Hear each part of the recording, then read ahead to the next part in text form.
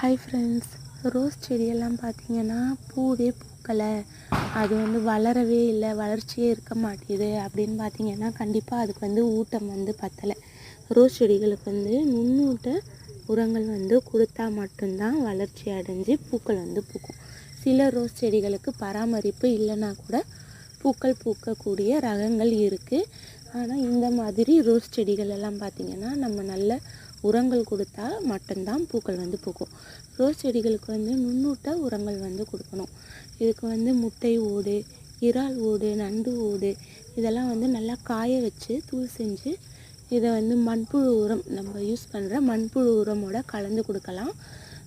ஆட்டுத்தொழு உரம், மாட்டுத்தொழு உரம் இந்த மாதிரி தொழு உரங்களோடையும் கலந்து கொடுத்துட்டே வந்தால் நல்ல ரிசல்ட் கிடைக்கும்.